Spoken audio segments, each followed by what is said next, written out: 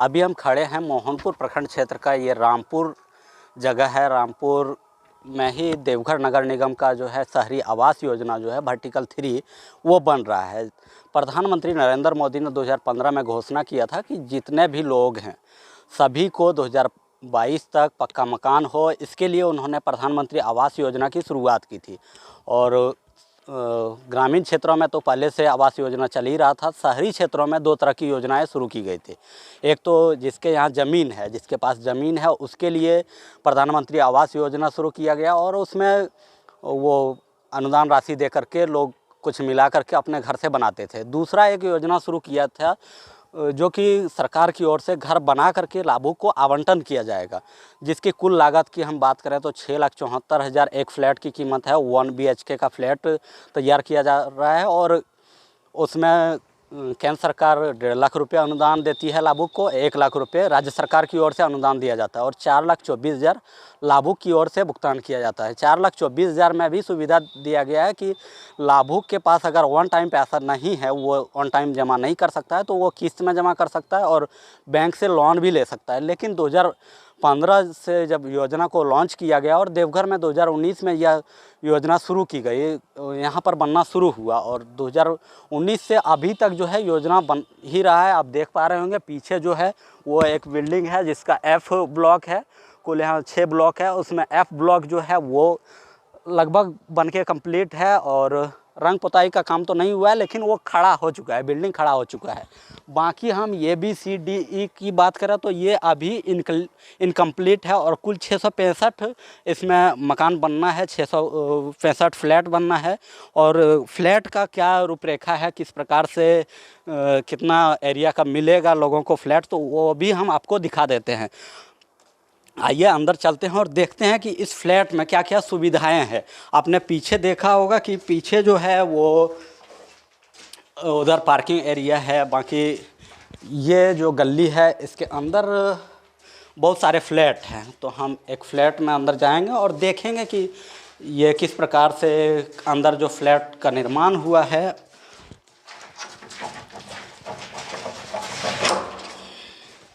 ये हम फ्लैट के अंदर घुस चुके हैं और आप देख पा रहे होंगे एक ये हॉल टाइप का है, दूसरा इधर बाथरूम है और ये आपका किचन है और एक वेटिंग रूम भी कह सकते हैं इसको, ये है। और इधर बालकनी भी है।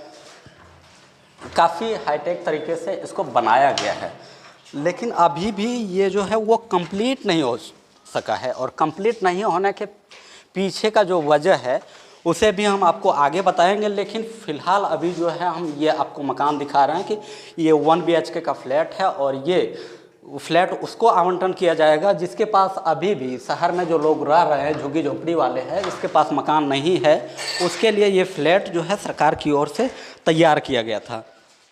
और देवघर नगर निगम की ओर से इसके लिए पहले जो है बनाया गया, उसके बाद फिर इसका लॉटरी लगाया गया। लॉटरी के माध्यम से जो लोग आवेदन किए थे उसमें लॉटरी के माध्यम से लोगों का सिलेक्शन हुआ और फिर उसे फ्लैट आवंटन किया गया। इसमें भी प्राथमिकता जो है वो महिला को, बुजुर्ग को और दिव्यांग लोगों को दिया गया।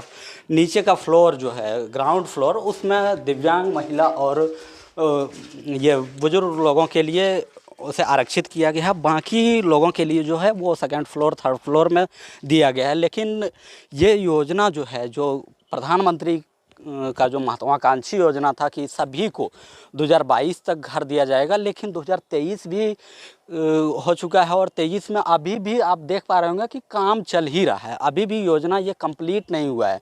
तो इसके पीछे क्या रीज़न है, क्यों अभी तक कंप्लीट नहीं हुआ है, इसके बारे में हम यहाँ के देवघर उपायुक्त से बात किया है और देवघर उपायुक्त ने जो कुछ बताया है आइए हम उसे भी सुनते हैं और देखते हैं कि ये योजना अब कब तक कंप्लीट होगा। तो वीडियो को अंत तक देखें और समझें कि आखिर ये योजना जो प्रधानमंत्री की ये बहुत ही कल्याणकारी योजना थी, जिस प्रत्येक लोगों को, हर आदमी को जिसके पास अभी भी मकान नहीं है उसे मकान देने की योजना थी। 1.5 लाख रुपये केंद्र सरकार की ओर से जो अनुदान राशि दी जा रही थी और 1 लाख रुपये राज्य सरकार की ओर से मुख्यमंत्री हेमंत सोरेन की ओर से दिया जा रहा था। तो अभी भी ये योजना कंप्लीट नहीं हुआ। तो कंप्लीट क्यों नहीं हुआ, इसके पीछे क्या रीज़न है, तो आइए सीधे चलते हैं हम DC के पास, देवघर DC मंजूनाथ भजंत्री से सुनते हैं कि आखिर ये योजना क्यों कंप्लीट नहीं हुआ। उसमें कुछ कानूनी पेंच आई थी प्रधानमंत्री आवास योजना अर्बन रामपुर में।